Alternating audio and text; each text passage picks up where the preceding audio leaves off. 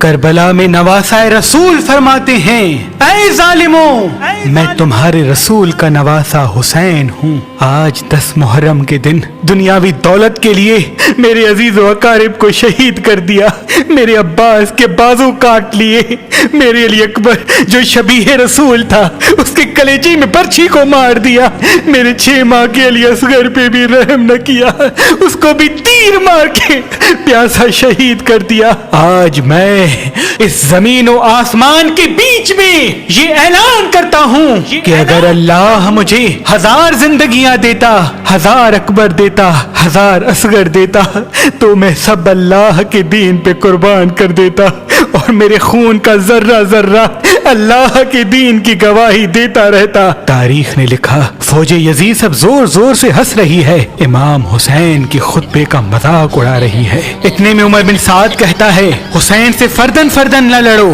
کیونکہ یہ علی کا شیر ہے، اور میں نے حسین کی جنگ دیکھی ہوئی ہے، اس کربلا میں کوئی بھی حسین کو ہرا نہیں سکتا۔ 700 کا لشکر حسین کے دائیں طرف سے اور 700 کا لشکر حسین کے بائیں طرف سے اکٹھا حملہ کرے۔ تاریخ نے لکھا، علی کے شیر نے ایسے وار کیا کہ سب کے سب فنار ہو گئے، فوج یزید میں کوہرام برپا ہو گیا۔ جب یزید کے بڑے بڑے بہادر امام حسین کے ایک ہی وار سے فنار ہوتے تھے تو فوج یزید بھاگنا شروع ہو جاتی ہے۔ پھر عمر بن سعد کہتا ہے، اب لشکر سے حسین کو شہید کرنا ممکن نہیں، جاؤ خیموں کو آگ لگا دو۔ بس کچھ ظالم خیام کو آگ لگاتے ہیں اور کچھ ظالم امام حسین علیہ السلام سے دور جا کر دور سے تیر، نیزے اور برچھیاں پھینکتے ہیں۔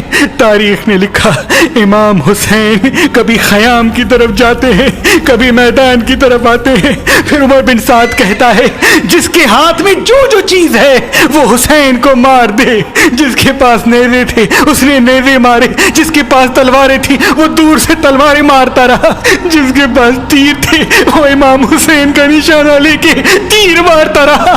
تاریخ نے لکھا، جس کے پاس مارنے کے لیے کچھ نہ تھا وہ کربلا کی گرم زمین سے پتھر اٹھاتا اور امام حسین کو مارتا۔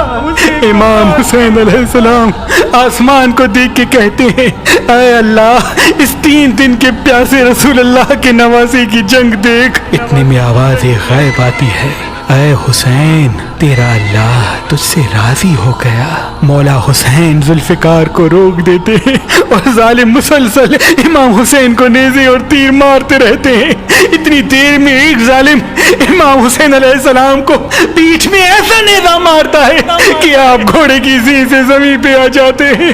تاریخ نے لکھا، امام حسین کے جسم پر اتنے تیر تھے کہ امام حسین نہ گھوڑے کی زین پہ تھے نہ زمین پہ تھے۔ فوج یزید میں خوشی کا ماحول برپا ہو جاتا ہے، سب زور زور سے کہتے ہیں کہ ہم نے نواسہ رسول کو شہید کر دیا۔ اتنے میں شمر کہے، دیکھ کیا رہے ہو، جاؤ حسین کا سر کاٹو۔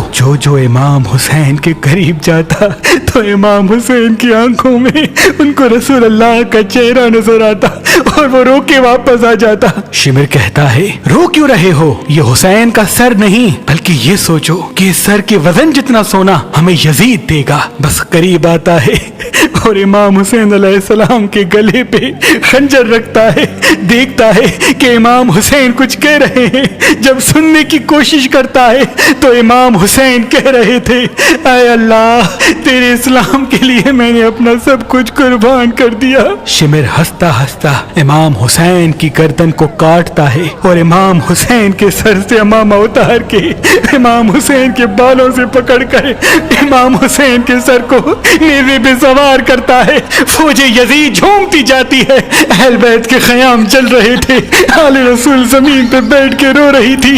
اتنے میں آواز آتی ہے، جاؤ لوٹو۔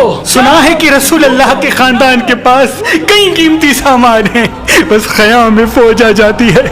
کوئی رسول اللہ کا امامہ لے کے جاتا ہے، کوئی مولا علی کی تلوار لے کے جاتا ہے، کوئی بیویوں کے سروں سے چادریں چھین لیتا ہے، کوئی بی بی سکینہ کے کانوں سے بالیاں کھینچ لیتا ہے۔ اتنے میں آسمان رونے لگا، زمین تڑپنے لگی۔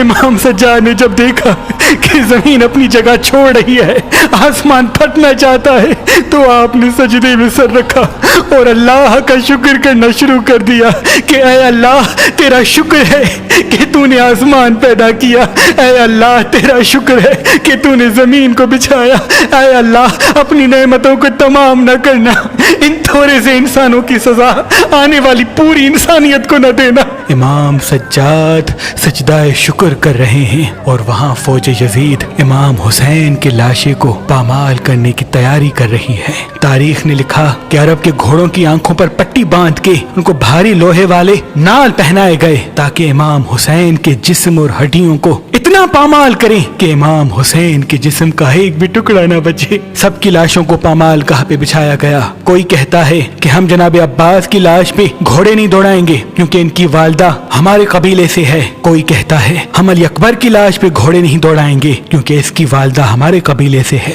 कोई जनाब जॉन की लाश लेके गया, कोई हबीब इब्न मज़ाहिर की लाश लेके गया, कोई जनाब हुर की लाश लेके गया।